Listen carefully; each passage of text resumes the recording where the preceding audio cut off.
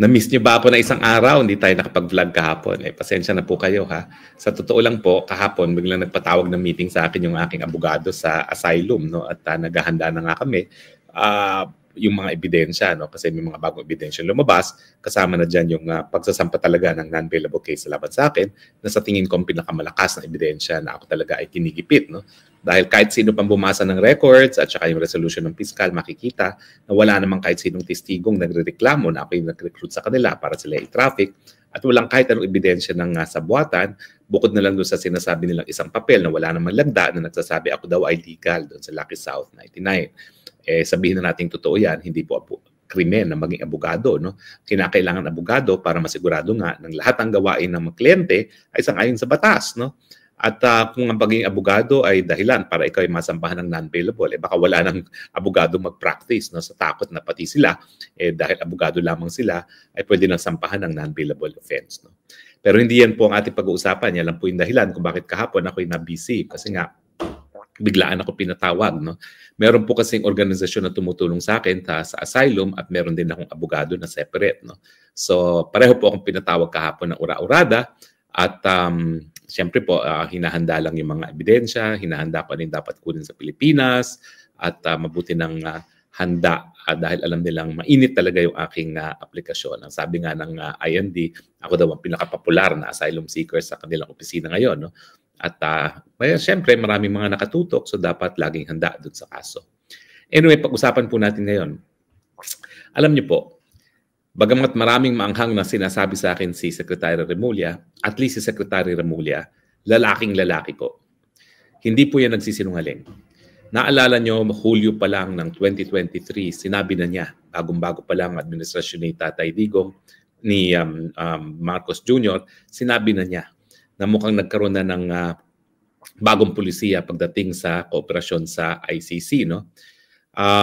Sinabi niya na bagamat ang salita ni Marcos Jr. ay hindi sila makipagtulungan dahil ito'y maging labag sa soberenya ng Pilipinas sa ICC, sinabi na niya na talagang nakikipagtulungan ng Pilipinas at tinitignan nga kung babalik pa sa ICC. Ibig sabihin sa mulat-mula, hindi po yan nagsinungaling. Ang sinungaling po talaga si Marcos Jr. Palagi niyang sinasabi na hindi makipagtulungan, labag sa soberenya, pero in the end, malalaman natin, siya pa ngayon ang nag-volunteer na dalhin nga sa dahig at pagkatao ni Tatay Digong. Si Secretary Remulla at least, lalaki. Hindi yan po nagpapaligoy-ligoy, hindi nagsisinungaling. Sa mulat-mula, ang sabi niya, makikipagtulungan tayo sa ICC. Walang din sinasabi kung bakit. Siyempre, si BP Sara at ako naniniwala na ang pagpapadala na dito kay Tatay Digong sa dahig at ang pagigipit nila kay Tatay Digong sa ICC, yung pagtutulungan sa ICC, ay pamamaraan para magkaroon ng Marcos Forever. Dahil alam naman natin na talagang ang hindi nila matalo-talong kandidato, at lumabas naman ito sa latest survey, no? 33% ang boboto talaga kay Sara. Ang pinakamalapit na katunggali niya ay 15%, si Leni Robredo, no? At itong si Tulfo ay number 3 na lang, parang 9% na lang ang boboto sa kanya kung magkakaroon ng halalan ngayon, no? Kaya itong ginagawa nila sa kay Tatay Digong, ito ay pamamaraan para masira ang mga Duterte at kung masusunod ang gusto nila, gusto nga nilang masali pa sa kaso sa ICC itong si Inday Sara. Na sa tingin ko malabo mangyari, no? Bagamat I'm sure ina-attempt pa rin nila, no? Pero itong pag-amin ni Secretary Remulla na nakikipagtulungan ng ICC ngayon sa pagpapadala at paggastos sa mga pamasahe at iba pang mga gastos ng mga testigo laban kay Tatay Digong sa dahig ay patunay na sa mulat-mula hindi pa talaga nangyayari yung maisog ng Enero of 2024 kung saan inakusuhan ng diretsahan ni Tatay Digong na si Marcos Jr. yung kandidato para presidente na gumagamit ng droga sa kanyang syudad na Davao, talagang nagkaroon na ng desisyon ang Marcos Jr. na makipagtulungan sa ICC dahil nga gusto nilang matanggal ang mga Duterte. Nakakainis nga dahil naalala ko nung July nga, nagpatawag pa ng meeting yan, kasama pa ako sa meeting at kunwari, tinanggap niya yung aking opinion na hindi dapat makipagtulungan, labag yan sa soberenya, labag yan sa saligang batas. Bakit po labag sa saligang batas? Kasi nakasaad doon na judicial power sa ating saligang batas vests only in one Supreme Court and all other courts that may be created by law. So ang tanging may kapangyarihan para magliti sa mga kaso sa mga di umanong krimen na nangyari sa Pilipinas ay tanging Korte Suprema at mga mababang mga mahistrado, mababang mga korte na binuo ng batas ng Kongreso. No? Hindi po dyan kasama ang ICC. Kaya lang po nagkaroon ng jurisdiction ng ICC, ito po yung tinatawag nating theory of auto-limitation. Na kapag tayo mismo ang nagdesisyon na limitahan ang ating soberenya at pumayag na ang mga dayuhan ang maglitis ng mga kasong yan. Sa katunayan po, kapag nagkakaroon ng agawan ng teritoryo, ang mananalo sa pag-agawan ng teritoryo ay yung batas na pinakamalakas na ebidensya na sila talaga ay umaaktong soberenya. At sa isang desisyon ng ICJ, no, sa panig ng kaso, sa panig ng England at saka ng France, ang sabi ng ICJ, yung World Court, ang pinakamalakas at pinaka-persuasive na ebidensya na mas malakas ang soberenya mo ay yung paglilitis ng mga kaso. Kasi yung pag-exercise ng judicial jurisdiction ay isa sa pinakamalakas na ebidensya ng pagiging soberenya. So, mabalik tayo dun sa sinabi nga ni Secretary Remulla na sa mula't-mula makikipagtulungan talaga sila sa ICC. Now, bakit hindi dapat? Well, dahil nga po tapos na yung auto-limitation. Dahil tayo bumitiw na sa ICC. At dahil tayo bumitiw na, wala na tayong obligasyon para makipagtulungan. Kasi kapag tayo nakipagtulungan pa na hindi na tayo miyembro, linalabag natin yung probisyon ng ating sariling saligang batas na ang judicial power ay nasa kamay lamang ng Korte Suprema at mga mababang mga korte na binuo ng Batas Pilipinas. At tingin ko, itong kooperasyon na in-extend nila sa ICC ay labag na doon sa saligang batas na yan. Nagkakaroon na po tayo ng willful violation and serious violation of the Constitution. Ang problema po, ang palagi nagsasalita, si Secretary Remulla at ibang sinasabi ng Presidente. Bakit? Kasi iniiwasan nilang impeachment. Dahil kapag binigkas at nanggaling sa sariling bibig ni Marcos Jr. na nakikipagtulungan tayo sa ICC, yan po ay basehan na para sa impeachment. Culpable violation of the Constitution. Kasi talagang napakalaking dagok po yan sa soberenya kung siya ay makikipagtulungan sa isang dayuhan, banyagang hukuman na wala ng dahilan. Yung auto-limitation po, sige po, pwede ang mga dayuhan, pero dahil pumayag lang tayo. Tumigil na po yung pagpayag na yan, 1 taon matapos tayong bumitiw sa pagiging miyembro ng ICC. Alam niyo ang pagkakaiba ng mga tribunals na nauna ng binuo ng UN, gaya ng Tribunal for the Yugoslavia, Tribunal for Rwanda, yung dalawang tribunal po nyo, ang basihan ng pagbubuo ng hukuman, yung Chapter 7 ng UN Charter. Ano ba yung Chapter 7?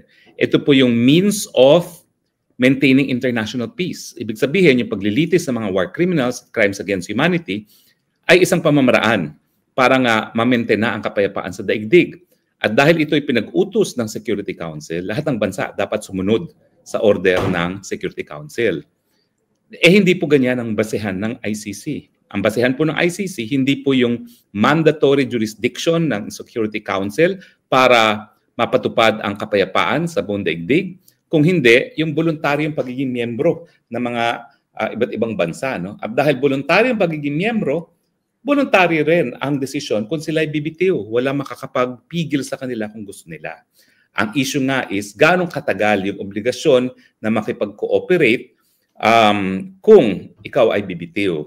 Well, dyan po papasok yung yung isang desisyon ng World Court tungkol sa Amerika nung dinimanda sila ng Nicaragua dahil pinapatumba ng gobyerno ng Amerika under President Reagan yung gobyerno ng Nicaragua.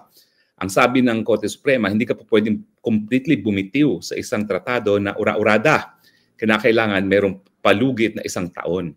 Kaya nga po, binigyan ng Rome Statute of ICC ang mga ahensya, ang mga prosecutors, ang hukuman mismo ng ICC ng 1 taon para magsimula ng formal na proseso para litisin, at ito po yung preliminary investigation na kinakailangan bigyan ng basbas ng hukuman, ng pre-trial chamber, para gumalaw matapos ang isang bansa ay bumitiw na sa pagiging miyembro ng ICC. Yung 1 taon pong yan, kinuha po yan sa desisyon ng International Court of Justice, doon nga sa pagbitiw ng Amerika di umano doon sa jurisdiction ng ICJ matapos siya mademanda ng Nicaragua. Kasi ang gusto ng Amerika, ura-urada, bibitiw siya at mawawalang bisa yung pagbigay niya ng pagpayag na litisin ng kasong yan sa ICJ.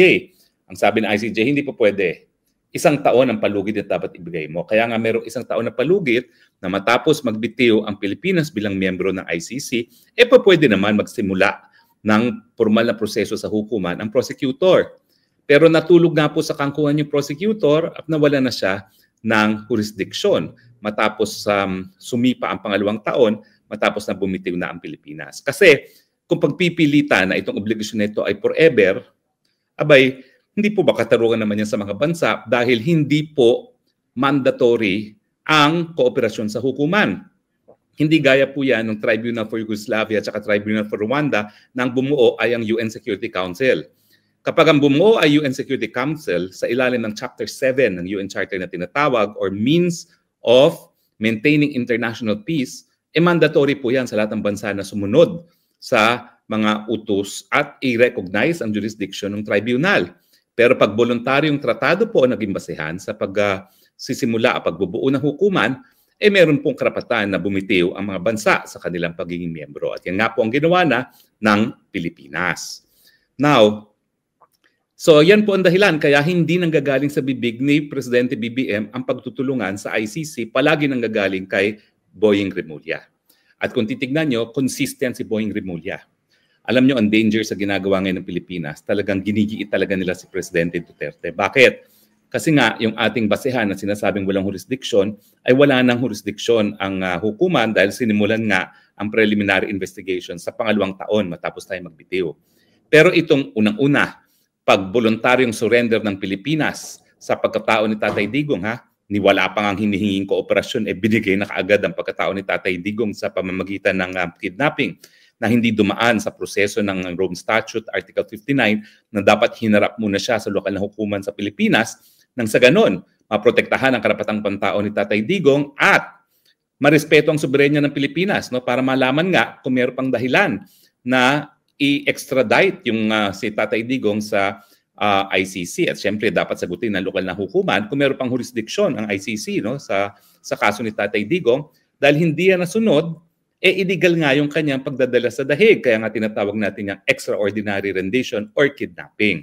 Ang problema lang sa term ng kidnapping, sa ating batas Pilipinas, yan ay gawain lamang ng mga pribadong individual.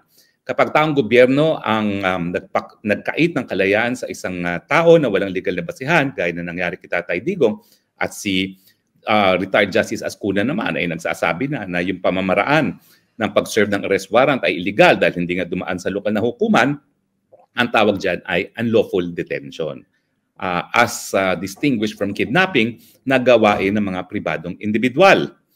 So anyway, so itong desisyon na naman ng DOJ Secretary na tayo pa magbibigay ng pamasahe at iba pang gastos para makarating sa ICC mga testigo, yan po ay patunay na sa mula't-mula talagang ninais ng Marcos administration na makipagtulungan sa ICC, hindi dahil gusto nila ang katarungan. Alam naman nila ang katarungan ay po pwedeng mabigay ng ating lokal na hukuman. Ulitin ko po ako'y tumayo bilang isa sa prosecutor na Maguindanao Massacre. 58 murders. And yet, dito sa kaso ni Tatay Digong, sinasabi nila 43 victims. Bakit kailangan dalhin sa ICC? Samantalang ang ICC naman is a court of last resort. Dapat sila'y gumalaw lamang kapag ang lokal na hukuman ay hindi makagalaw dahil merong impunity suit, impunity or merong immunity laban sa nasasakdal o di naman kaya walang gobyernong gumagana. Na hindi naman po ang kaso pagdating sa ating mga korte. In fact, buhay na buhay ang ating korte. We have one of the most active courts, one of the most developed court system in the whole world. Mantakin mo, pagdating sa pangangalaga sa karapatang pantao, meron tayong writ of habeas corpus, meron tayong writ of amparo, meron tayong writ of habeas data. Lahat po yan ay intended para maging special protection sa pangangalaga ng karapatang mabuhay. At hindi naman po lahat ng hukuman sa daigdig ay merong ganyang mga special writs na binuo para pangalagaan ng karapatang mabuhay. Nagpapatunay na buhay ang ating hukuman at kayang-kaya ng hukuman natin na magpataw ng katarungan sa mga biktima. So ulitin ko po hindi sa sinasabi natin na wala ng kaso si Tatay Digong. Pero gaya ng sinasabi niya, kung merong kaso, respetuhin natin ang pagiging soberenya ng Pilipinas. Dapat sa Pilipinas sinasampayan at madesisyonan ng mga piskal Pilipino at ng mga mahistradong Pilipino. Ang tanong, ano maging pananagutan ni Marcos Jr.? Well, akala siguro ni Marcos Jr. palibasa hindi nanggaling sa kanyang bibig at the most that he has said is susunod tayo sa pag-uutos ng Interpol Yan po ay patunay talaga na gross ignorance of the law kasi wala naman pong sariling pulis ang Interpol na dapat sinusunod. At saka malinaw po sa paghihiring ng Senado na hindi pa nga humingi ng kooperasyon ng ICC at hindi pa humingi ng tulong ang ICC sa Interpol mismo. Na voluntaryo talagang kinidnap si Tatay Digong at dinala sa dahig. No? Pero itong gawain ni Remulla, hindi mo pa rin mapagkakait na siya ay isang political agent. And under the theory of qualified political agency, ang gawain talaga ng kalihim ng Secretary of Justice ay gawain ng Presidente. So hindi pa rin po off the hook ang Marcos Jr. for culpable violation of the Constitution kasi malinaw naman po na alam niya ang ginagawa ng Secretary of Justice at hindi niya pinipigil bilang isang tagapagpatupad ng ating saligang batas. Hindi niya sinasabi na Remulla, huwag kang makipagtulungan dyan dahil pag ikay nakipagtulungan, nalalabag yung probisyon ng ating saligang batas na ang kapangyarihan ng hudikatura ay nasa ilalim lamang ng Korte Suprema at mga mababang mga hukuman na binuo ng lokal na batas. So bagamat hindi nanggaling sa bibig niya ang pagko-cooperate na illegal at unconstitutional, may pananagutan pa rin ng Presidente dahil alam naman niya ang posisyon ng Secretary of Justice, ginagamit ang pondo na galing sa kabanbayan ng bayan at wala siyang ginagawa para pigilin. So yan po talaga ay masasabi natin na binding as an act of the President ang ginagawa ng kanyang political ego, alter ego na ang kalihim ng Secretary of Justice. So pag nabago po ang ihip ng hangin, at alam ko naman mga politiko na yan magaling tumansya ng pulso ng bayan, magagamit pa rin po yan para mapatalisik ang ating Presidente under the basis of culpable violation of the Constitution, yung pagtutulungan sa ICJ na wala ng dahilan dahil tayo nga ay nagbitiw na. Pero ang pinakamasakit dyan, itong ginagawa nilang pagtulong, ina-underscore nila sa panahon na kinu-question nga natin ang jurisdiction. Anong ginagawa nila? Tinutulungan nila ang prosecutor ng ICC para makumbinse ang ICC na hindi totoo na naniniwala ang Pilipinas sa wala ng jurisdiction. Kasi, bagamat sinasabi ni Tatay Digong na sang-ayon sa Rome Statute, wala ng jurisdiction dahil nga natulog sa pansita ng piskal ng ICC at nagsimula lang ng preliminary investigation sa pangalawang taon, heto naman ang Pilipinas, ang estado ni Tatay Digong na voluntaryong nag-surrender na pagkatao ni Tatay Digong sa ICC na maski hindi pa rin ni-request na pagkilala sa jurisdiction ng ICC. At pangalawa, voluntaryong nakikipag-cooperate sa pagpapadala ng mga testigo laban kay Tatay Digong at ginagastusan pa ang pamasahe at iba pang mga gastusin para makarating ng Hague ang mga biktima. So ang ginagawa po ng Pilipinas talagang nais nila na baliwalain ng hukuman yung sinasabi ni Tatay Digong na wala ng jurisdiction sa Pilipinas ang ICC sa pamamagitan ng pagtutulungan sa ICC. Bakit nila dapat gawin yan? Kasi nga, ang dami rin sinabi ni Junior na wala ng jurisdiction ng ICC. Lahat naman yan ay na iulat sa ating mga balita. Pero itong mga deklarasyon naman ni Presidente, taliwa sa gawain ng gobyerno. Kasi kung hindi na talaga, wala na talagang jurisdiction ng ICC sa atin at labag sa soberenya natin ng pagtutulungan, bakit nga sinurrender ng gobyerno ni Marcos Jr. si Tatay Digong voluntaryo sa korte at bakit ngayon nakikipagtulungan pa? So ang gawain ni Remulla ngayon, carefully crafted and implemented para mabaliwala yung sinasabi ni Tatay Digong sa kanyang motion to dismiss na wala ng jurisdiction. At ang argumento nila, bagamat ang salita ni Presidente Marcos Jr. ay wala ng jurisdiction ng ICC, yung gawain naman ay nagpapakita na kinikilala ng gobyerno na meron pang jurisdiction. Ang tanong, anong mananaig? Yung formal na sinabi ng Presidente na pang PR lamang o yung gawain ng gobyerno? Siyempre, inaasahan ni Marcos Jr. na mas paniniwalaan ng hukuman yung gawain ng gobyerno dahilan para ibasura yung motion to dismiss ni Tatay Digong on the basis of lack of jurisdiction. Delikado po yung ganyang posisyon. Kasi marami ng kaso sa international law na kinilala na tinatawag na estoppel o yung gawain na nagpapatunay na taliwas sa sinasabi ng Pilipinas na wala ng jurisdiction, kinikilalang jurisdiction, ay kinikilala ng hukuman. Sa paagawan ng teritoryo po yan, yung isang beses na kinilala ng Cambodia na isang pinag-aagawang templo ay pag-aari ng Thailand sa isang mapa ay kinilala ng hukuman na pagkilala ng Cambodia na ang Temple of Previar ay nasa teritoryo nga ng Thailand. Tapos sa ngayon, ang nais na maging ruling ng Marcos Jr. administration is taliwas sa mga sinasabi ni Marcos Jr. na wala ng jurisdiction ng ICC, yung pagkilala ng jurisdiksyon sa pamamagitan ng pagtulungan sa pag-aresto kay Tatay Digong at pagpapadala ng ebidensya ay mas malinaw na deklarasyon na kinikilala ng Pilipinas ang jurisdiksyon ng ICC. Yung panahon nga pala ni Marcos Sr., nung siya ay dinimanda ng mga human rights victims para sa human rights violations ng martial law, sinabi ni Marcos Jr. na meron akong sovereign immunity from suit sa lahat ng ginawa ko bilang isang presidente. Ang ginawa ng Pilipinas sa administrasyon ni Cory Aquino, dineklara nila na walang immunity from suit si Marcos. At kinilala ng hukuman yung deklarasyon ng gobyerno ng Pilipinas sa ilalim ni Aquino na wala ng immunity from suit si Marcos dahilan para nagpatuloy ang paglilitis kay Marcos Sr. at napatawan nga ng award na mahigit kumulang 2 bilyong dolyares ang mga biktima ng mga paglabag sa karapatang pantao noong panahon ng martial law.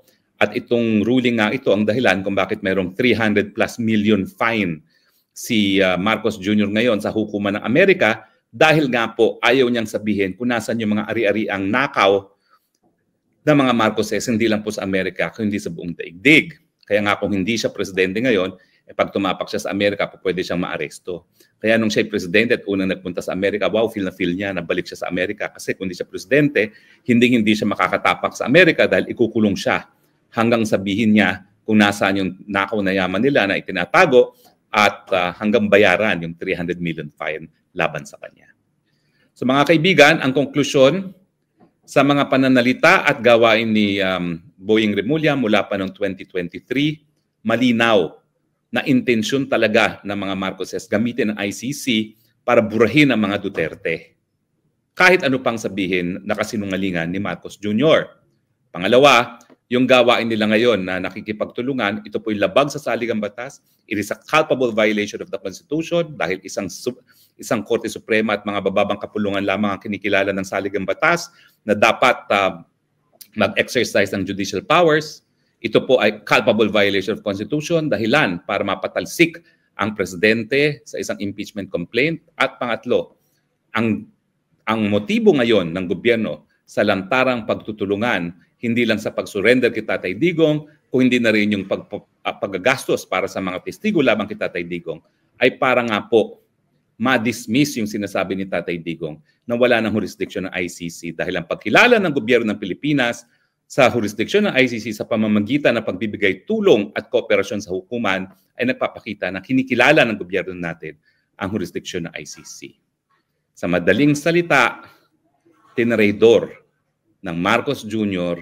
ang Republika ng Pilipinas sa pagkilala sa jurisdiksyon ng isang hukumang dayuhan na wala ng karapatan na litisin at kahit sinong Pilipino. Darating ang araw, mapananagot silang lahat. Naniniwala naman po ako na yung mga gawain ng mga kriminal talaga, kasama na ni Marcos Sr. at ni Marcos Jr., panandalian siguro, magiging mailap ang katarungan. Pero bilog po ang gulong ng katarungan. Ngayon po, ang katarungan nasa baba.